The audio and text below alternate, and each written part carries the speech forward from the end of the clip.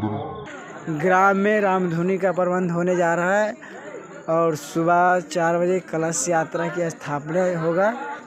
यहाँ से लेके पकरी वर्मा प्रखंड देवी स्थान बड़ी तालाब तक लेके जाना होगा, जो कि हम लोग यहाँ पे कारीगरी कर रहे हैं, सब सजावटी कर रहे हैं। ये सब देख लीजिए, पूरा हो गया है सजावटी, पूरा अंदर पूरा सजावटी हो गया है।